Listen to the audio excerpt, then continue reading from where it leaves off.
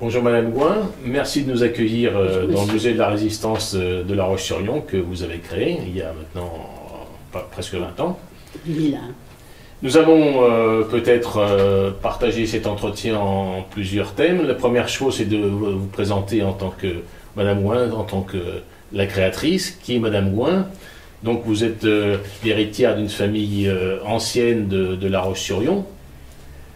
Votre grand-père était fabricant, je crois, de fusils et de vélos, non? D'armes. D'armes, oui. Il fabriquait les deux. Des fusils de chasse et aussi des vélos. Il a été un des premiers à fabriquer des vélos. En Vendée? Qui étaient vendus évidemment, non seulement en Vendée, mais un petit peu en dehors de... J'ai les publicités, j'ai retrouvé les publicités qui datent certaines de 1904, c'était assez amusant. Avec des vélocipèdes et des fusils de chasse. Et mon père, quand mon père a repris cette affaire, lui n'a plus fabriqué que des cartouches. Tous les chasseurs connaissaient les cartouches Paul Gouin. C'est jusqu'à l'arrêt de son affaire. Bien. Et j'aimais la chasse. Oui, je suppose que ça doit donner des... À l'époque, non, parce que maintenant je n'ai plus du tout envie de tuer. Non, je peux plus. Je pourrais pas voir. Non, on va pas parler de ce sujet parce que là nous sommes. Et je crois que votre mère aussi était active chez les. Ma mère a créé la hutte. Et la hutte. Nous étions, toutes ces filles, nous étions Jeannette. Et à l'époque, les uniformes étaient très rugueux. C'était l'après-guerre. Le tissu était dur et ma mère, un jour, ça l'a énervée et avec 4 amis de Paris, ils ont fondé, mais au niveau parisien, ils ont fondé les prémices à l'époque de ce que nous avons appelé la hutte, qui s'est étendue sur toute la France. Il y a eu 150 magasins et maintenant c'est Intersport. Intersport, c'est... Oui, c'est la suite de la hutte. Et ça a totalement changé. Ah oui, mais enfin... Mais à l'époque, c'était une grosse affaire. Bah, c'est toujours une grosse affaire, au début, et nous devons, moi personnellement, je dois beaucoup à ma mère. D'abord, elle a travaillé, elle nous a appris à aimer le travail, à travailler, à se battre et à être forte. C'était une époque où les femmes qui travaillaient n'étaient pas toujours très bien acceptées. Et moi, je me souviens, j'ai une anecdote dans cette pièce, quand ma mère a lancé cette affaire, il y a deux personnes de La Roche, deux femmes, très vieilles familles, qui sont venues. Et ce jour-là, j'étais malade, parce que nous, les enfants, évidemment, nous n'avions pas le droit d'être ici.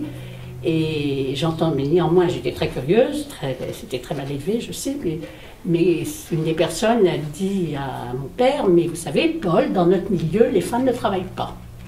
Et je peux vous dire que ma mère, là, il y a eu un clash. Bon, ce sont des... C'est un autre monde, oui, heureusement, maintenant, la femme a les mêmes prérogatives sur le plan du travail qu'un homme. Et donc, vos parents vous ont fait suivre des études non, au début, non, je ne voulais pas trop. J'ai eu mon bac assez jeune, et l'école de journalisme n'existait qu'à Paris. Donc, alors j'ai commencé mon droit et je dois dire que j'étais chez Ursuline à Nantes et la mère supérieure, Mère Marie-Bernadette de Jésus, c'est elle qui est venue ici convaincre mes parents que je pouvais être étudiante à Paris sans aucun problème. Parce que pour eux, une jeune fille seule, alors j'ai quand même vécu dans leur foyer jusqu'à ma majorité, jusqu'à la fin de mes études, ainsi dire. Mais je lui dois beaucoup. Parce qu'autrement, moi j'aurais sans doute fait mon droit à Nantes ou à Poitiers, et puis je ne sais pas. Il y aurait moins d'aventures. Oui, voilà. Et vous êtes allé aux États-Unis pour poursuivre aussi vos études après? J'ai eu une bourse, alors grâce à la Cato de Paris, j'ai eu une bourse grâce au père James. Nous étions 11, on a été dispatchés dans tous les États-Unis. Et oui, j'ai fait une sorte de thèse sur... économique grosse, c'était donc aux États-Unis en 1960, la croissance économique aux États-Unis c'était en 1960, je sais pas, 67 je crois. C'est encore le travail qui a été fait. Vous aviez déjà donc une expérience internationale. Oui, et surtout, ça m'a permis de parler, d'apprendre. Enfin, quand je suis arrivée aux États-Unis, je parlais un peu anglais, mais nos connaissances scolaires n'étaient pas suffisantes. Et oui, quand je suis au bout de quelques mois, là, je parlais couramment sans problème. J'avais l'habitude d'aller tous les ans, enfin, nous avions l'habitude, mes sœurs et moi, mes parents nous envoyaient au moins un mois tous les ans en Angleterre, jusqu'à l'âge de 15-16 ans. Ah, il y a déjà une solide. Oui, il y avait, bon, c'était déjà très courant à l'époque. Et de là, donc, vous avez commencé votre carrière de journaliste. Quand j'ai eu mon diplôme, ça a été très difficile. Non, j'ai voyagé, j'ai pris un an, si on peut dire, sabbatique. Donc j'ai traversé Turquie, Iran, Afghanistan, Pakistan. Et là, je me suis passionnée par la situation de la femme. Donc j'ai commencé à faire une étude sur la condition de la femme. Et à mon retour, le Conseil international des femmes, j'ai fait une conférence. Et Madame Gregg Schuller, qui était la présidente, dont le siège est à New York, était là. Et elle est venue, puis elle m'a dit, est-ce que vous voulez nous aider, travailler avec nous, parce que notre représentante va partir. Et ben moi j'ai dit oui. Donc pendant une dizaine d'années, j'allais aussi bien en Asie, en Amérique du Sud. J'ai beaucoup participé à ce qu'on appelait un programme qui s'appelait les bons d'entraide pour l'alphabétisation, qui permettait aux femmes qui se retrouvaient soit célibataires ou de milieux agricoles, qui se retrouvaient seules avec des enfants, avec de grandes difficultés financières, d'apprendre un métier. Elles étaient prises en charge pendant un an et au bout d'un an, elles étaient supposées, elles travaillaient. Et vous remplissiez cette mission en parallèle avec le journalisme? Ah non, j'étais pas du tout journaliste à l'époque. D'accord, c'était avant le... Ah non, j'ai essayé. Alors, quand j'allais dans certains pays, je revenais et bon, j'ai présenté des articles sur les Philippines, mais personne n'était intéressé. Le premier journal qui m'a pris un article a été Ouest France, sur l'Afghanistan. Et c'est comme ça que j'ai démarré. Je dois dire, c'est grâce, malheureusement, à l'invasion des Russes. J'étais en Afghanistan quand les Russes ont envahi l'Afghanistan. C'était au moment de Noël. Il n'y avait presque personne.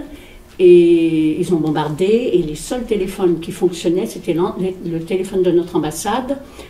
Et j'ai pu, grâce à ce téléphone, être en relation avec tous les journaux, aussi bien américains que français. Donc, je peux dire, j'ai presque pas dormi pendant 10 jours. Et ensuite, j'ai monnayé. J'ai dit, d'accord, je continue, mais vous continuez je peux travailler avec vous. Et c'est comme ça que j'ai vraiment débuté dans le journalisme.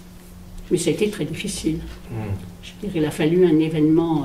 oui, vous faire connaître par cet événement. Oui, épouvantable, parce que, bon, l'Afghanistan a vécu une période, c'était la royauté. Après, bon, c'est le gendre du roi Daoud qui avait pris le pouvoir, mais il y avait une très grande disparité entre les villes et les villages. Où les villages, c'était encore le Moyen-Âge pour la condition de la femme, mais en ville, moi, les filles de mes amis allaient à la fac, allaient en classe. Il y avait une grande piscine à l'Intercontinental où tous ces gens, quand même, qui étaient très privilégiés, se retrouvaient, mais je veux dire, on avait une vie. Le centre culturel américain, le centre culturel français, il y avait des fêtes. Le roi, à peu près tous les 15 jours, on était reçus. Le roi avait une sorte de ferme en dehors de Kaboul et il recevait tous les étrangers. Mais c'était très simple, on pique-niquait, c'était très, on ne peut pas dire familial, parce que quand il s'agit d'une royauté, mais il y avait une ambiance, oui. Et surtout, ce qui était extraordinaire, c'est que dans ces réunions, l'ambassadeur soviétique était à côté de l'ambassadeur américain et tout se passait très bien. Bon, le lendemain, peut-être quand ils revenaient chacun dans leur bureau respectif, tout changeait. La diplomatie. Oui. Vous êtes allé en Iran aussi, vous avez... Oui, en Iran, du temps du Shah, oui. Et j'ai eu la chance, je logeais chez une amie chez l'Émir Ashrafi. Lui était c'est lui qui détenait toutes les manufactures de coton, et Guiti avait vécu beaucoup en Europe et c'était une amie. Donc oui, grâce à elle, j'ai pu connaître un peu la Chabanou. Bon, à l'époque, je ne faisais pas du tout de politique. J'étais très amie aussi avec la princesse Ardas, qui elle était le Shah Ali, qui était les descendants du vrai roi. Par filiation. Oui. Les descendants directs, parce qu'à un moment, mais ils sont revenus dans les années, je pense, 30, 40 en Iran, où on les tolérait, parce que dans la mesure où ils ne faisaient pas de politique. Et Ardas était une personne aussi exceptionnelle, beaucoup plus âgée, mais moi je sais que... Et elle avait gardé son vieux palais, alors qu'il était en ruine, qui était en terrasse, qui descendait sur Chéméran, et d'après ce que j'ai compris, il ne reste plus rien, ce sont des suites d'immeubles. Ah, c'est dommage. Et c'était magnifique, oui. Il y avait des peintures intérieures, il y avait... Vous êtes allé au Cambodge, vous avez connu le roi du Cambodge ou... Cambodge, oui, j'ai circulé, disons, de Turquie, là en Asie, pardon, depuis la Turquie jusqu'au Japon. Tous les pays. Elle était au cœur d'événements, on m'avait dit au Cambodge, c'était juste avant. Ah ben au Cambodge. Avant l'été, mer Rouge, non? Oui, et puis surtout, c'est là où j'ai arrêté ma carrière journalistique, parce que j'ai fait partie du premier avion qui est revenu juste après l'ouverture du pays. Et à Phnom Penh, rien n'avait été, enfin, le mot est horrible, mais nettoyé, c'est-à-dire que ce qu'on a vu, les cadavres étaient encore pendus au croc de boucher, ça a été épouvantable. Et moi, même maintenant, il m'est difficilement d'en parler. J'en ai très peu parlé, c'est une chose qui m'a bouleversée. Et je pense que tant qu'on n'a pas été présent, on n'a pas vécu, on ne se rend pas compte de l'horreur. Et puis j'ai eu le témoignage petit à petit de gens. Moi, tous les amis qu'on connaissait, mes parents avaient été au Cambodge, j'ai été très amie avec la mission archéologique, enfin avec ceux de la société Français à l'époque qui s'occupaient de la mission archéologique. Et les amis cambodgiens qui étaient près de Siem Reap, ils avaient une maison merveilleuse, tout en bois. Il n'y a plus personne, simplement un des arrière-petits-fils qui avait été sauvé par la cuisinière, qui l'avait emmené avec elle, qui l'avait fait passer pour son fils. Et quand je suis revenue, je les ai rencontrés, j'ai même été habitée chez eux, je ne voulais pas, mais ils m'ont... j'avais pris un hôtel parce que comme ils étaient très pauvres, mais ils ont absolument voulu que... Et là, je me suis rendu compte qu'il y a une génération entière, ils avaient oublié tout, leur culture, ah oui, complètement. Quand ils ont recréé le ballet royal, il restait un témoin, une personne qui tremblait d'ailleurs, une vieille dame délicieuse, elle avait une voix un peu tremblotante, et elle essayait de se souvenir de tous des mouvements, des mains, ne serait-ce que des mains. Et bon, il y a beaucoup de choses qui ont été perdues, je pense, maintenant. Patrimoine, oui, les gens, oui, oui, puis c'est affreux. Affreux ce qui a été... Au Laos, il y a eu moins de morts, parce qu'ils ont eu le temps, quand ils sont arrivés, le fleuve était plus ou moins sec, c'était la décrue.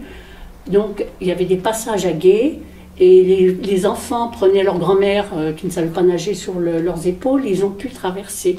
Tandis qu'au Cambodge, enfin, vous connaissez maintenant, avec tous les films qu'il y a eu, il n'y a pas... C'était affreux.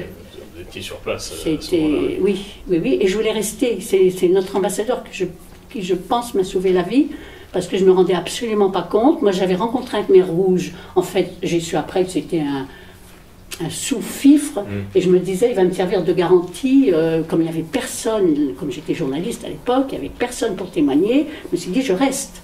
Et on m'a embarqué presque de force dans le dernier avion, et ils m'ont sauvé la vie. Parce que je pense que je ne serais pas là pour témoigner.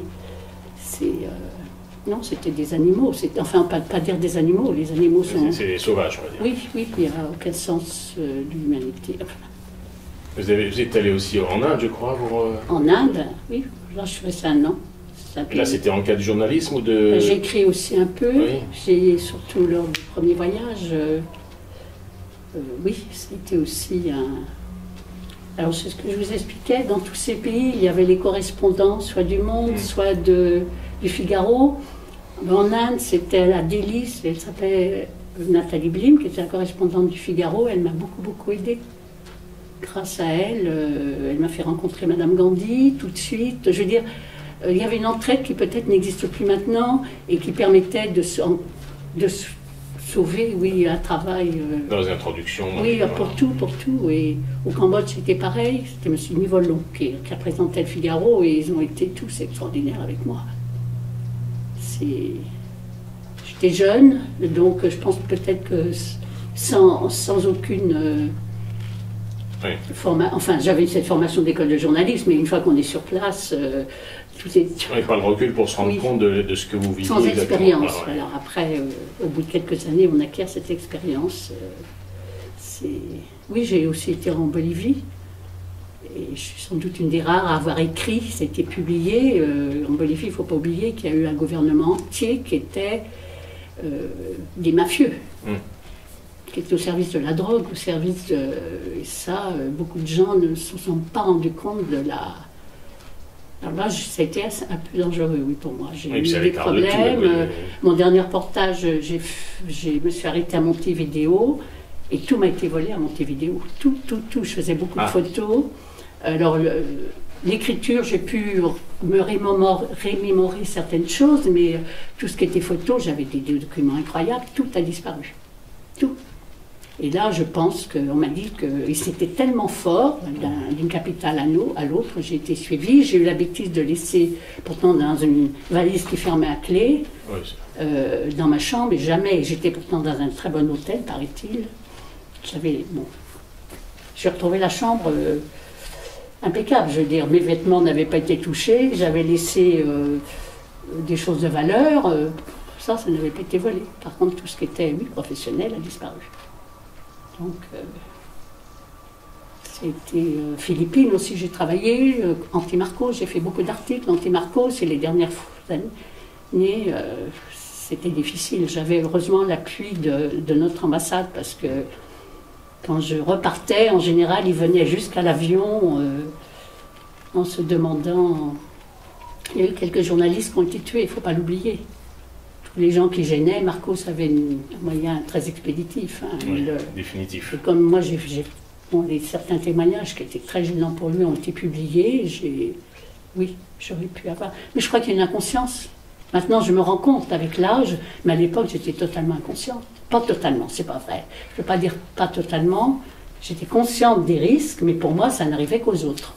Ça ne pouvait pas m'arriver. Donc, voilà. C'est une belle vie d'aventure que vous avez eu, comme rencontrer des gens. Intéressante, disons. C'est des pages d'histoire, on va dire. J'étais témoin, mais comme beaucoup d'autres, je ne suis pas la seule. Il y a énormément d'étrangers dans tous les pays. Il y avait ceux qui nous représentaient officiellement. Il y avait aussi tous les professeurs. À l'époque, nous avions une alliance française très forte, et moi, ça, je le regrette infiniment. Le français, dans toute cette partie d'Extrême-Orient, était enseigné. La plupart, on peut dire la moitié de la population, dans les villes, parlait français, et ça, c'était extraordinaire pour nous. On n'avait pas besoin d'interprètes, on n'avait pas besoin de... Aux Philippines, tout le monde parlait anglais à cause de MacArthur. Quand il est arrivé pour combattre les Japonais, il est arrivé avec son armée militaire, mais avec une armée d'instituteurs. Et pour nous, c'était des pays très intéressants pour travailler, parce qu'avec un interprète, on ne sait jamais. Une déperdition. Je sais qu'en Chine, par exemple, j'ai essayé de travailler en Chine, et j'étais avec une amie qui habitait Hong Kong, une amie anglaise qui parlait cantonais, mandarin, et elle n'avait pas tout à fait dit, et les Chinois pensaient qu'ils ne comprenaient pas tout. Et elle m'a dit, et moi je faisais une interview sur les femmes, à l'époque, mon problème d'un enfant, et les femmes ne pouvaient officiellement avoir qu'un enfant, ce qu'on ne sait pas ici chez nous, beaucoup de familles ont tué les bébés pour avoir un garçon et pas une fille, enfin il y avait... Et les questions que je posais, qui étaient quand même très... Comme il y avait un interprète officiel, était quand même très, très douce, si je peux dire. Eh bien, elle m'a dit que pas une fois mes questions concernant ce fils unique, ou cette fille unique, n'avaient été traduites. Quand quelque chose les gênait, ils lui faisaient leur traduction. Et je n'ai jamais travaillé sur la Chine, je n'ai pas voulu. Autant à Hong Kong, j'ai travaillé à Hong Kong, parce que c'était encore les Britanniques. Autant sur la Chine, travailler dans ces conditions ne m'intéressait pas. Donc, et je pense que ça n'a pas beaucoup changé. Et oui, il y avait quelque chose qui a sans doute changé, c'est la difficulté que vous aviez pour transmettre vos documents à Paris. Alors j'avais dans ce pays, la capitale, là où un avion d'Air France arrivait, il fallait que je connaisse un pilote, je sache quand ils étaient là, parce qu'évidemment certains pilotes n'acceptaient pas toujours, mais la plupart, ils prenaient, moi j'avais mes rouleaux de film, en même temps je faisais écrit et photo, Et oui, alors il fallait que que je trouve quelqu'un, surtout quand je travaillais sur l'Afghanistan, enfin, quand j'étais dans le nord du Pakistan, ce n'était pas facile, parce qu'il fallait transmettre jusqu'à Karachi, il fallait que tout arrive avant tel jour, et là que quelqu'un de sûr transmette. Bon, une fois arrivé dans l'avion, j'avais plus de problème. Là, après, il y avait quelqu'un du journal qui arrivait soit à Orly, et qui prenait le... Récupérer. Oui. Mais j'ai été très aidée, je dois dire, par les gens d'Air France aussi. Mais je ne suis pas la seule. Je pense que les autres journalistes, que ce soit les Américains, les Anglais, avaient le même principe. Oui, bien sûr. Enfin, il n'y a pas d'Internet, on imagine mal maintenant la difficulté qu'il y avait à l'époque. Le téléphone, moi je sais que j'ai transmis quand même, grâce au téléphone, j'ai transmis beaucoup de choses par téléphone, mais tout ce qui était photo, on n'avait pas du tout, comme maintenant, en 2 minutes. Et ça peut être extraordinaire, justement, on peut faire pareil, je pense, en étant dans un pays qui emploie une certaine censure. Par les moyens de maintenant, évidemment, il y a toujours un risque, hein, mais on peut immédiatement faire transmettre des documents de compromettants. Oui, c'est une époque du journalisme qui... Oui, c'était un peu ça, les derniers... Mais on était très considérés. Je veux dire, il n'y avait pas du tout... les gens en général qui organisaient, qui travaillaient, étaient des gens très honnêtes. Chaque source d'information devait être vérifiée plusieurs fois. Et donc, je crois qu'on était très respectés. Très, très respectés. Et on arrivait n'importe où, dans tous les milieux, parfois j'ai dormi sur des sols en terre battue, on était toujours très bien reçus. Et même dans les endroits, il fallait nous cacher. Aux Philippines, j'ai eu quelques petits problèmes. Et les gens que je connaissais ni la dent ni d'être ont accepté de me cacher. Alors que moi, j'aurais été sans doute, me mettais en avion et je regagnais la France, mais eux risquaient l'emprisonnement et peut-être parfois plus.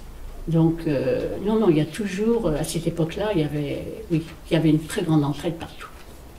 Aux Philippines, j'étais énormément aidée par l'Église catholique. Je connaissais Monseigneur Sin et à Palawan, enfin, il y avait à Mindanao, il y avait les problèmes musulmans, donc les journalistes étaient interdits, et c'est très souvent sous la couverture, j'étais missionnaire catholique, et il y a une île où là, c'était interdit à tous les Européens, et là, je suis arrivée costumée religieuse.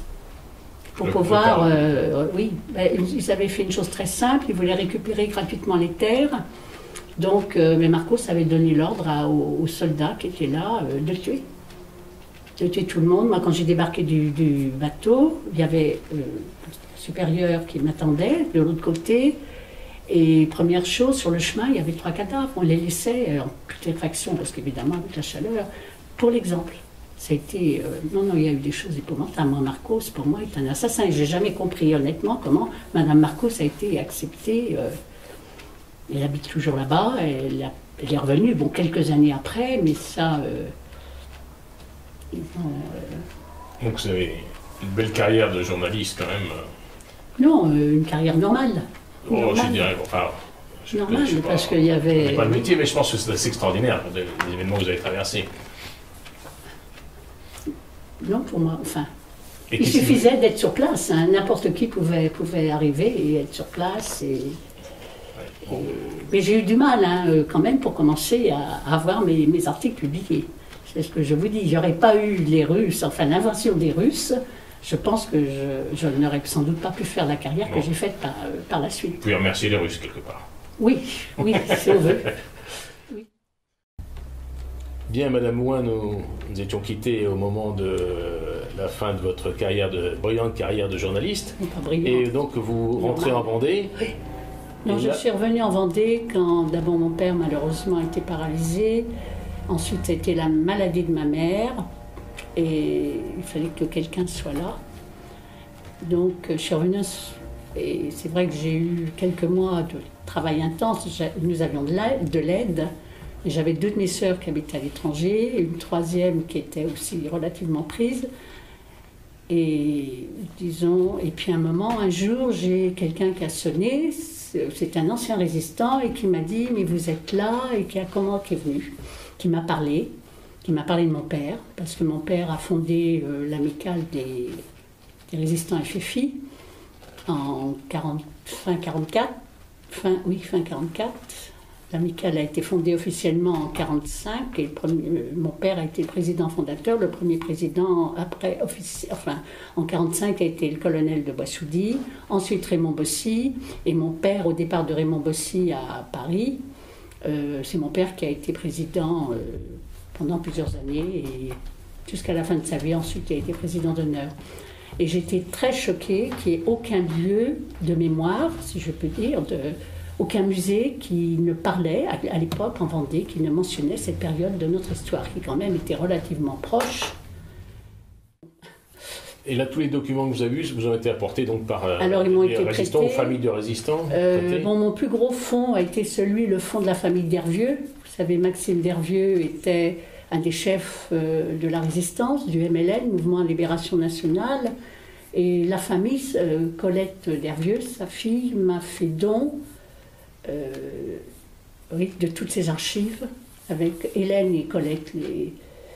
Et pour moi, à charge, je me suis engagée, plus tous les autres résistants qui m'ont apporté, les familles, et je me suis engagée vis-à-vis d'eux de tout transmettre dans l'État au futur musée de la Résistance. C'est pour ça que j'ai hâte que ce musée soit fait. Sinon, les documents iront à l'historial et aux archives. Les écrits aux archives et les objets plus à l'historial, en cas de non-création de ce musée. Mais vous avez porté donc ce musée toute seule pendant... Ah oui, ça j'ai vraiment... ans, surtout qu'au début, même les résistants qui m'ont beaucoup aidé, ils étaient présents. J'ai eu Monsieur Auman qui a fait toute cette seconde pièce là-bas, qui m'a aidé, j'étais chez lui, dans son grenier. S'il y avait des toiles d'araignée, enfin, on a... toutes les photos, vous verrez, j'ai des photos de l'époque, et j'ai pas voulu les changer parce qu'il m'a donné les cartons tels que, et pour moi c'est bon, ceux qui prendront ces archives en feront ce qu'ils voudront, mais je crois que c'est très émouvant pour moi de garder ce que lui avait fait. Et sa femme m'a dit qu'il avait fait ça dans les années 47, 48. Bon, Monsieur Auman maintenant a disparu. Tous étaient surpris que leur histoire, c'est Dieu peut-être alors me dit oui, que leur histoire intéresse autant de monde. Je pense que, enfin, comme moi, nous savons qu'il faut absolument que cette histoire continue à être connue, enseignée, surtout. Oui, et puis il y a un certain nombre de choses que les jeunes n'imaginent pas, d'anecdotes que nous avez citées sur les troupes de théâtre qui transmettaient du renseignement, enfin qui... Oui, ça c'était la troupe d'André Mélé. Et on n'en parle pas d'André Mélé, j'ai plein de photos. Ensuite, il aurait pu rester tranquillement à la libération de La Roche. Chez lui, il est parti sur le front de Pornic.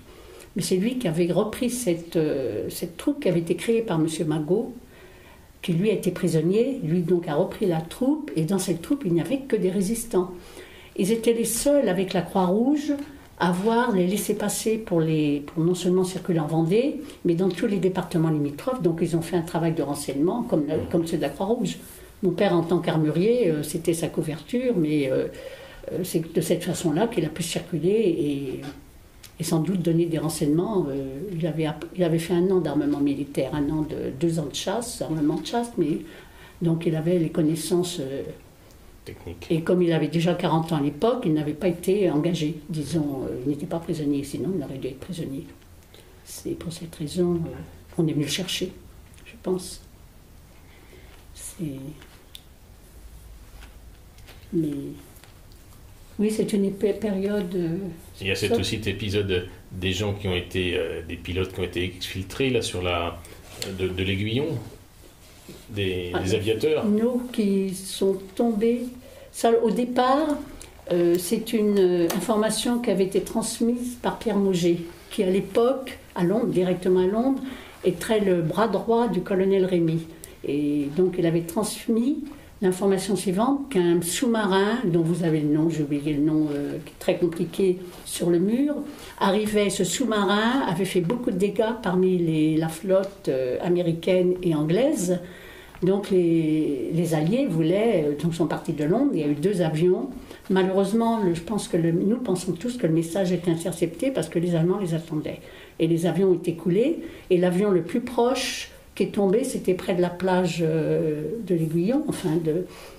Et sur la plage, il y avait 2 jeunes qui ramassaient des algues avec une permission spéciale, parce qu'on ne pouvait pas approcher, c'était des territoires interdits. C'était des fins médicinales.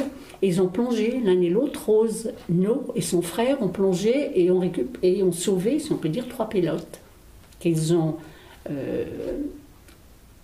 cachés derrière la digue, là où il y a eu les maisons, malheureusement. Mais à l'époque, il y avait des petites cahutes en paille où soit les pêcheurs, soit les paysans. Voilà. Et donc, ils ont été cachés pendant toute la journée, parce qu'évidemment, les Allemands sillonnaient. La nuit, Monsieur Gouraud, Monsieur No, le père de Rose, est venu avec une charrette, accompagné de son voisin, parce que leur charrette n'était pas assez grande pour prendre les 3 pilotes. Monsieur Gouraud, c'était les 2. Ils ont embarqué les pilotes qui ont été cachés chez Monsieur No pendant 3 jours. Et il a été dénoncé par quelqu'un des Aiguillons, qui était, oui. Donc les Allemands ont débarqué, ont arrêté, et chez les Gouraud et chez les No, ils ont été arrêtés. Pour simplifier, M. No et M. Gouraud ont été fusillés au Mont-Valérien. Leur fils a réussi à s'échapper. Et là aussi, il y a une anecdote, malheureusement, qui est très triste. Il a réussi à avoir le nom de l'abbé Stock, dont j'ai le livre, qui était l'aumônier des prisons, l'aumônier allemand des prisons parisiennes. Et il travaillait évidemment en tant que prêtre, il n'acceptait pas ce que les nazis faisaient. Donc il a pu donner la fameuse lime à M. No et M. Gouraud. Il y en a un qui a sauté, je crois que c'est M. No, qui n'a pas eu de problème, et M. Gouraud s'est cassé les 2 jambes, ils ont été fusillés le lendemain. Mais oui, il y a eu des... Bon, l'abbé Stock, maintenant, est sorti de l'anonymat parce qu'il a aidé énormément de Rose, qui était emprisonnée à la prison je crois que c'est du Cherche-Midi.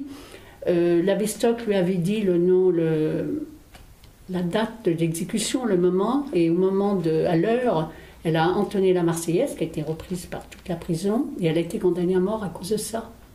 Et sauvée, elle, par contre, elle m'a expliqué, par la directrice de cette prison de femmes, qui a dit, elle avait 17 ans, qui a dit elle est trop jeune, on la condamne à la déportation, etc. Et oui, c'est une histoire parmi tant d'autres. Et quant à la famille Gouraud, moi je les ai connus. Donc là, oui, sa femme a eu une crise d'appendicite, Madame Gouraud, qui avait été aussi emprisonnée, et elle est morte d'une crise d'appendicite. Et les 3 enfants, par contre, l'aîné avait 7 ans, les 3 enfants sont restés dans la ferme, et c'est au bout de 3 semaines, leur tante qui habitait Luçon, qui a été surprise de ne voir ni son frère, qui est venue et qui les a trouvés, et qui les a emmenés avec elle, c'est elle qui les a élevés. Non, c'est une histoire très triste, très très triste, oui, mais qui s'est répétée. Oui, qui s'est répétée. Il y a des exemplaires de l'époque et des choses qui sont... Et on a attendu, oui, la stèle, on l'a faite, a été inaugurée. Ça, on s'est battu. J'étais pas la seule. Nous étions plusieurs à avoir fait des dossiers pour que ces gens soient honorés. Et il a fallu attendre, je n'ai plus la notion du temps, mais il y a 4-5 ans. Et ça n'a pas été fait à l'Aiguillon, sur la digue de l'Aiguillon, parce que le petit-fils de celui qui avait dénoncé était toujours dans le conseil municipal et s'est opposé. No comments, comme disent les Anglais. Alors on l'a fait sur la digue de la Faute-sur-Mer, avec le concours du souvenir français. Moi j'ai aussi fait inaugurer une autre stèle du premier maquis vendéen à 6 km des Lucs. Le maquis, ce qu'on appelait le maquis de la Petite Verne, qui est devenu après le maquis de Palouot. Et les fermiers, les descendants des fermiers, les petits-fils, le fils qui avait 14 ans est toujours là, malheureusement maintenant il n'est plus en état, mais au moment de l'inauguration, ils étaient tous très émus. Et tous les ans, oui, nous faisons une petite commémoration, comme la commémoration qui a lieu au Rorteau, au château du Rorteau, chez Mimique Ferrand, chez Madame de Cazaux, les descendants maintenant. Ce sont les petits-fils. Madame de Cazaux aussi était une figure qui est extraordinaire, parce que de la résistance elle totale. était seule avec sa fille de 17 ans à l'époque, et elle accueillit ce plus gros maquis. Elle avait le KG chez elle, elle a participé, enfin ils ont tous participé au parachutage. Il y a eu 2 parachutages d'armes. Et alors Mimi m'a raconté, Madame de Ferron m'a raconté, sa mère l'avait enfermée quand le parachutage a eu lieu. Elle était au 1er étage et elle a pris des draps parce que évidemment elle ne voulait pas rester enfermée. Elle a participé au parachutage. Quand sa mère l'a vue, bon, elle s'est dit. Et maintenant, ce sont ses fils que nous pouvons remercier qui ont accepté de continuer la mémoire. Je crois que c'est très important. Que chaque année, qu'il y ait une commémoration. Les familles prennent en compte. Oui, oui. Dans notre endroit, on n'a pas du tout. Moi, j'ai essayé d'avoir soit une stèle, soit simplement une plaque. Au début, je demandais une plaque à la mémoire de certains maquis du Nord Vendée. Je ne sais pas, des roues. On m'a refusé. Carrément. Alors, la maison avait été vendue à une personne qui acceptait, mais il fallait que ça soit à l'extérieur de la propriété. Mais surtout, le maire, on ne peut rien faire sans la permission des maires. Le maire a émis un avis complètement négatif. On m'a dit qu'il avait changé. Alors peut-être que maintenant, nous aurions plus de... Dans le Nord-Vendée, vous avez eu 1 ou 2 maquis très importants, le Nord-Est. Et pour quelle raison, je ne sais pas. Non, il y a encore des gens qui ne veulent pas... c'est de l'ancienne histoire. Donc, et là, heureusement, il y a toujours encore des... Puis peut-être une nouvelle génération qui est en train de prendre des choses en main aussi pour continuer à honorer cette mémoire. Je pense qu'on ne doit pas honorer... Vous voyez, là, sur le mur, vous avez la liste. Bon, là, ce sont les déportés qui a été complétée de tous ceux qui ont été non seulement déportés, mais qui ne sont pas revenus. Là, j'ai la liste de tous ceux qui sont morts sur le front de Pornic ou sur le front de La Rochelle. Ah, vous avez... Et c'est pour ça aussi, quand je suis revenue, quand j'ai commencé à émettre peut-être l'idée d'un musée, si modeste soit-il, j'ai dit, et on m'a répondu, mais il n'y a pas eu de résistance en Vendée, il n'y a pas eu de mort, ou presque pas de mort. Et ça m'a énormément choquée. Bon, la personne qui m'a dit ça est morte, mais il n'y a pas une personne, il y a plusieurs personnes qui ont émis cet avis. Alors rien que pour eux, je voulais qu'il y ait un lieu de mémoire. Mais bon, n'importe qui aurait pu le faire. Hein, je ne pense pas, donc c'est un travail extraordinaire. D'abord, il faut voir. Je suis une passionnée maintenant, je suis devenue passionnée par ce sujet. Vous aviez le contact, la légitimité avec votre père qui était... Oui, grâce à... Je dois dire que le nom de mon père, c'est pour ça que j'ai repris mon nom de jeune fille, enfin j'ai eu mes 2 noms à coller, mon nom d'épouse, mon nom de mon mari, mais j'ai repris mon nom de jeune fille pour Gouin, parce que je me suis aperçue, quand je disais Madame Grossier, personne ne connaissait, mais dès que je disais vous êtes la fille de Paul, ça, dans ce milieu-là, j'ai eu cette question posée moult fois. Et en dehors de ça, il faut déjà une grande ténacité pour porter pendant 20 ans, vous êtes toute seule pour faire ça, pour faire ce travail. Complètement, oui. Vous êtes à la fois Mais vous voyez, pour la première fois cette année, les jours de patrimoine, je n'ouvrirai pas. Maintenant, je n'ouvre que sur rendez-vous, parce que les dernières années, j'ai eu tous les ans des vols. Oui. Parce que je pense toujours que les jours du patrimoine, il y a peu de monde, et chaque année, j'ai 400 à 500 personnes en 2 jours. Et c'est vrai que tout le monde peut décrocher quelque chose. Oui, on peut pas surveiller. Exactement. Donc maintenant, c'est terminé. Je veux dire, je veux savoir qui vient chez moi. C'est dommage. Je pense que dans un futur musée, il y aura des plaques, des caméras, des plaques pour surveiller. Oui. Donc ça sera très différent. Mais là, dans le contexte actuel, pour moi, c'est nouveau. Depuis quelques années, on a des gens qui volent pour vendre. J'ai appris de certains documents sur Internet qui avaient une certaine valeur. Et bon, c'est très choquant parce que ces documents appartiennent à tous, à tout le monde. Je veux dire, à futures générations aussi. Je veux dire, c'est très important de pouvoir les conserver. Bien, si vous voulez bien, on va... Oui, je vais vous montrer faire un tour justement de toutes les musée, belles pièces que vous avez accumulées. Bien, nous sommes là devant la partie résistance, des premiers réseaux résistants, avec quelques tableaux qui vont illustrer les principaux réseaux. Bon, les 2 mouvements les plus importants sont, je pense, en Vendée, peut-être au point de vue chiffre, Lib et Nord, que vous avez là. Le chef était Nouma Soubéran. Il est économe à l'hôpital de La Roche-sur-Yon. il a été, vous savez qu'en 1943, la résistance vendéenne a été laminée. Il a été déporté, il n'est pas rentré de déportation. Second mouvement en chiffres, c'est le mouvement le chef était Ernest Signoret. Il a été donc le premier Vendéen fusillé, arrêté le 19 mai 1941 et fusillé le 5 novembre 1941. Et c'est son second, le commandant Maxime Dervieux, commandant Thomas, son nom de résistant, qui a pris la suite de ce mouvement. Et vous aviez aussi tous les mouvements de renseignement, Confrérie Notre-Dame, Alliance, je vous en ai parlé, Vengeance, Navarre, Croix du Sud, Eleuther, Buckminster. Il y avait un autre mouvement. Alors, le mouvement Libération Nationale a été fondé à Paris, les chefs étaient Henri Freinet, Menton, et c'est la réunion de tous les mouvements combat, francs-tireurs, libération, avec résistance, défense de la France, Voix du Nord, la Lorraine. Ça a été un rassemblement. Ça, pour les petits rangs, bon, je vous ai parlé, parce que il y avait énormément de petits réseaux, comme Alliance, c'était des réseaux de renseignement. Alors certains étaient en contact direct avec Londres, et d'autres dépendaient d'un de ces mouvements, soit NLN, soit Libé Nord. Donc, il y a quand même des Vendéens dont on a un peu parlé, à mon avis, enfin personnellement, c'est entre autres, et qu'il faut continuer d'honorer, Hélène de Cézanne, qui était à Paris. Elle s'est retrouvée veuve avec 5 enfants, 6 enfants mineurs, donc 6 enfants en bas âge. Elle faisait partie du réseau Comet, donc elle cachait chez elle des pilotes. Elle faisait partie du réseau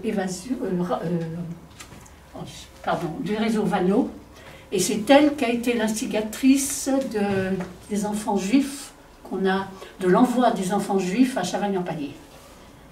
Madame Mathieu faisait le voyage, mais c'était elle et Madame Mathieu qui ont été toutes les deux à l'origine de ce organisé. Bon, maintenant, elles ont le titre des justes, à titre malheureusement posthume, mais il a fallu très très longtemps pour qu'elles soient enfin reconnues.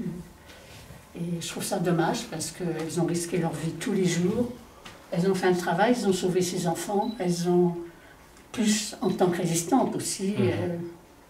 Donc je crois qu'il faut ne pas oublier de les mentionner. Ça, c'est la carte des parachutages des différents avions dont je vous ai parlé tout à l'heure, entre autres la Ferno. Cette carte est mentionnée dans le livre de Louis Gros, qui vient de nous quitter. Donc, je pense que sur cette partie... Bon, là, donc il y avait la France occupée, vous avez fait un panneau c'est surtout pour les écoles, les différentes, la zone non occupée, la zone occupée, la zone interdite, toute la côte. Et puis ça, c'est pour ceux qui veulent venir travailler ici, les documentations, aussi bien sur les camps, sur les mouvements, des témoignages. Je crois que, oui, j'ai beaucoup de jeunes, surtout pour le concours de la résistance, qui viennent piocher un peu des documents qu'ils peuvent sans doute retrouver maintenant aux archives, mais il y a des choses personnelles, les mémoires, sont ici.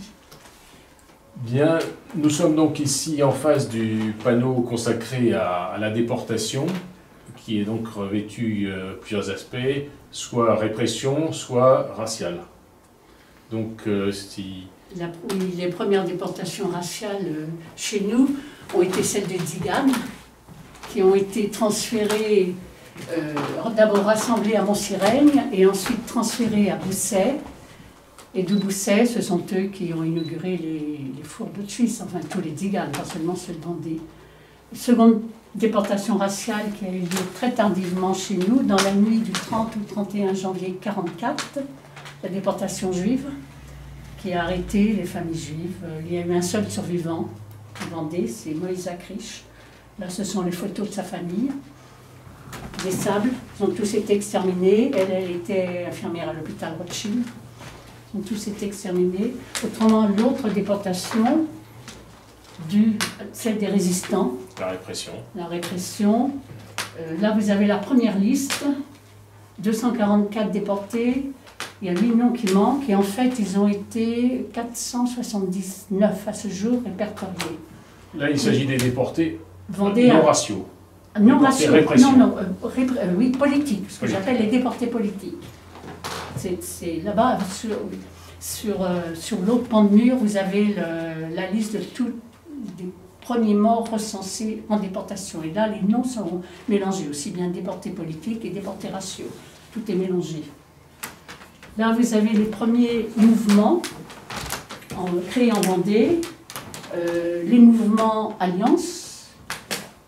Je vous parlerai après des mouvements les plus importants de l'UB-Nord et MLN, le mouvement de libération nationale. Ce sont des mouvements plus petits en Vendée, Alliance, dont le chef était Justinien Gélézo, qui habitait Dompierre. Tout le monde le prenait pour un collabo parce qu'il recevait chez lui tous les notables, non seulement vendéens, les notables nazis, mais aussi ceux des départements voisins. Et ce que les gens ignoraient, c'est qu'en fait, c'était De Gaulle qui lui avait demandé directement de fournir des renseignements. Ce qu'il a fait. Et le jour de son arrestation, à Dompierre, il a été enterré. Là, nous avons appris aussi qu'il cachait des familles juives. Il a été arrêté en même temps que M. Blumenfield.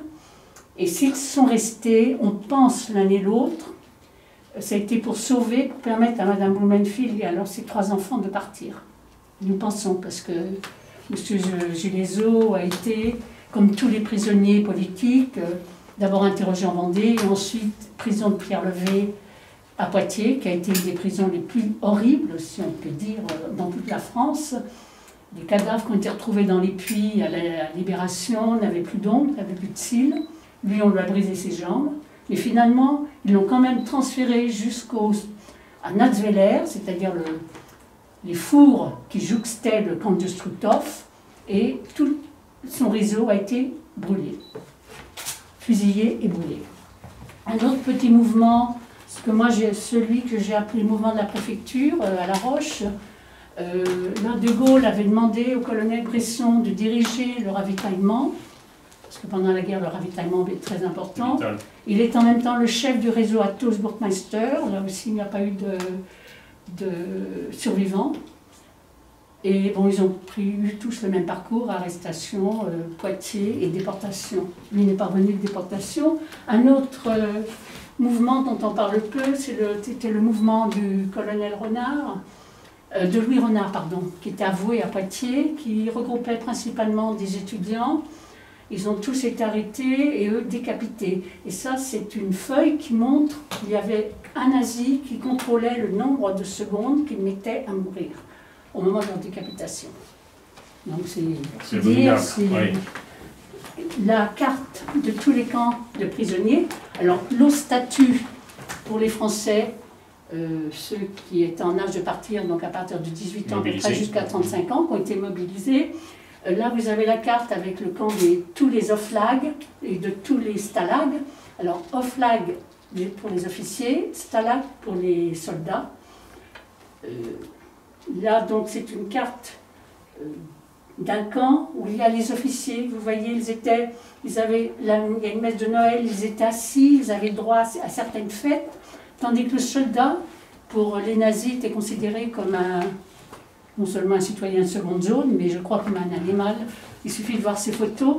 Ce sont des témoignages d'Henri Simon, qui était dans le camp de Hollenstein, mais lui, en tant que peintre, était dans un baraquement avec des écrivains, enfin avec des gens qui avaient le même statut que lui, tandis que les autres, bon, il suffit de voir ces dessins, il n'y avait aucune considération pour eux.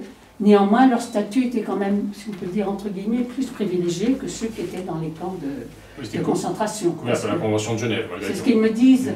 Ils m'ont dit, les survivants, quand le matin ils se levaient, à part la maladie, ils étaient à peu près sûrs d'être encore vivants le soir. Nous sommes ici en face d'une reproduction des œuvres de Maurice de Lapintière et qui sont particulièrement impressionnantes de la vie dans les camps de concentration et toutes les choses abominables qui s'y sont déroulées. Vous pouvez certainement nous illustrer les... Oui, ces dessins, c'est la vie, maintenant, dont les originaux maintenant sont à l'Historial, sont ont été dessinés par Maurice de Lapintière, qui a été, lui, arrêté très jeune. Il était dans le réseau il faisait partie du réseau des Beaux-Arts. Ils ont été arrêtés au moment du passage de la frontière dans les Pyrénées. et transféré d'abord à Buchenwald, où il est resté 3 mois, et ensuite à Dora. Et ça, ce sont ses témoignages. Dora était un des camps les plus durs, c'est un camp d'extermination, et il ne devait pas y avoir de survivants. Il le comprend, les prisonniers qui ne remontaient pas à la surface, qui étaient chargés de creuser le granit, respiraient la peinture, ce qui fait qu'en 3 semaines, les poumons étaient bouchés. Alors les autres en haut, vous les voyez, qui convoyaient, qui transportaient la terre, bon, survivaient un peu plus, mais malheureusement... Donc ça, ce sont des témoignages qui ont été publiés dans le monde entier. Premier témoignage extraordinaire de Maurice de la Pinthière. Ça, c'est la fin, le fameux transport de la mort quand les nazis ont vidé les camps. Oui, oui. Je crois que les dessins se passent de commentaires parce que tout est dit. Et la force de son écriture est extraordinaire. Le second témoignage sur la déportation est celui de Jean Lédé, qui lui était à Buchenwald jusqu'à la fin. Certaines de ses peintures maintenant sont sur la colline des Moulins ou en Parède. Et là c'est pareil, ces peintures que j'ai un peu partout dans le musée, elles se passent de commentaires. Il y a eu aussi très peu de survivants, mais ce qu'il faut souligner, c'est que Jean Lédé a fait partie des 10 survivants qui sont restés après l'ouverture du camp par les Américains, qui ont refusé de partir tout de suite pour collecter la mémoire, pour pouvoir écrire le nom de tous ceux qui sont morts. Les Américains ont été très admiratifs, donc ils ont soigné, les ont nourris en même temps, mais ils sont restés 15 jours au lieu de rentrer tout de suite. Et c'est mentionné dans ce livre de Christian Pineau, qui a été, je crois, ministre de Gaulle après, oui. Et lui mentionne, il y a tout un chapitre de ce livre qui donne les noms, dont celui de Jean Lédé, de ces jeunes, lui en faisait partie aussi, de ces jeunes qui ont sacrifié au lieu de rentrer dans leur famille pour pouvoir continuer à témoigner. Je trouve ça assez extraordinaire parce que je comprends les autres qui n'avaient qu'une hâte, c'est se retrouver près de leurs parents, de leurs femmes, de leurs enfants. Trouver une vraie vie. Donc oui, j'ai les témoignages, ça c'est le pantalon qui est au-dessus des lavis de Maurice de la Pinthière et appartenait à Soubirant, monsieur Soubirant. Celui-ci, c'est son fils, quand un de ses fils a été déporté. Et comme il n'avait plus au Lutetia, à l'hôtel Lutetia, il n'y avait plus de costume civil, donc on lui a laissé sa chemise qui a été donnée par la Croix-Rouge américaine, Red Cross. Ce sont des documents, je pense, des vêtements qui iront au futur musée, mais qui sont aussi des pièces historiques. Des pièces, et puis très émouvantes. Bien, nous sommes ici dans la partie maquis, donc avec les différents maquis qui ont œuvré en Vendée. Et donc vous nous parlez de ce petit maquis la Chapelle aux Lys, de la Chapelle aux Lys. Oui, un des plus petits maquis de Vendée, et où les parachutistes américains ont œuvré. Et on n'en a presque pas parlé. Et en fait, il a été remis à l'honneur en 2004 seulement. Et on a pu retrouver, il y avait tous les survivants. Cette photo que j'avais, je l'ai prêtée, elle est agrandie. 6 mètres sur 7 mètres, je ne sais pas si vous imaginez, oui. C'était assez... Et on a pu, tous les survivants sont venus, c'était très émouvant. On a pu identifier tous les gens sur cette photo, alors qu'au départ, j'avais deux survivants, deux noms. Là, vous avez la liste très importante de tous les maquis qui a été établie par le lieutenant Escalier dès novembre 1944. Donc on peut être sûr qu'il n'y a pas d'erreur. Et le premier maquis créé en Vendée a été celui de Palvaux, mais qui à l'époque s'appelait le maquis de la Petite Vergne. Alors vous avez le nombre des participants dans chaque maquis. En tout, il y a eu 3382 personnes. Effectif total. Exactement. Alors là, nous continuons. Là, vous avez le maquis, le plus grand maquis, je passe du plus petit. En effectif. En effectif, 327 hommes, qui était chez Madame de Cazaux. Vous avez la carte, ce maquis était implanté avec le nom des fermiers, le nom des différentes fermes. Là, vous avez le portrait des différents fermiers. Et tous ces gens, on nourrit, qui étaient quand même à l'époque, les fermes étaient très pauvres en Vendée, on nourrit gratuitement, sans jamais rien demander, tous ces jeunes maquisards. Moi, mon père m'a dit, ils arrivaient, il suffit de voir les photos, ils arrivaient sans rien. Oui, il n'y a aucune les photos, les premières photos qui ont été faites, ont toutes été faites après le débarquement. Avant, personne ne pouvait faire de photos pour des raisons de sécurité. Après le débarquement, plus personne n'avait peur. Parce que moi, j'ai posé la question, j'ai dit, mais de quand... Bon, ce maquis a été créé en août 44, donc là déjà, mais les premières photos, si on vous présente des photos avant 44, c'est... Oui. Bizarre. Oui. Alors là... Oui. Là, nous sommes après la libération. Oui, exactement. Alors, le 17 septembre, la libération de La Roche. Ils ont tous eu... Le 93e mairie a été recréé. Le 93e mairie avait été créé par Napoléon. Il avait été dissous et recréé. Et le 1er et 2e bataillon couvraient la côte et le nord de Vendée jusqu'à Saint-Hermine. 3e, 4e, 5e bataillon couvraient le sud de Vendée. Le 1er donc, et 2e sont partis sur ce qu'on a appelé le front de Pornic. Là, sur cette carte, vous voyez, ils ont commencé, le KG était à Bourgneuf, en Ré, et eux ont passé l'hiver sur le canal du Perche, Marais-Mingui, dans des conditions très dures, on le voit, il y avait la neige, mais personne ne se plaignait. Moi, tous les témoignages que j'ai eus, tous ces gens qui ont vécu cette période, pour beaucoup, c'était une des périodes les plus belles de leur vie. Sauf quand, évidemment, ils parlaient de ceux qui étaient tués. Alors là, vous avez vu les différentes photos qui ont été faites à cette époque, les différentes compagnies. L'autre partie, donc le sud Vendée, est parti donc là sur le front de La Rochelle. Vous avez donc là le théâtre des opérations, des 4e et 5e bataillons. Les photos, ces photos m'ont été données quand j'ai créé le musée, elles m'ont été données par M. Auman, qui les avait rassemblées dans les années 47-50. Lui faisait, le voilà, il est là, il faisait partie du... Il était jeune, c'était un de ceux qui ont suivi. Et moi, je n'y ai pas touché, c'est resté tel que, sur les mêmes panneaux de contreplaqué, certains recouverts même de papier, vous voyez, de tapisserie. C'est très émouvant aussi, mais très explicite. Nous avons ici quelques dessins humoristiques qui sont d'époque. Non, ce sont des caricatures nazies, anti-juives, anti-bolcheviques, contre l'Angleterre. Ça, ce sont des petites caricatures qui paraissaient dans la presse de l'époque. Plus amusantes.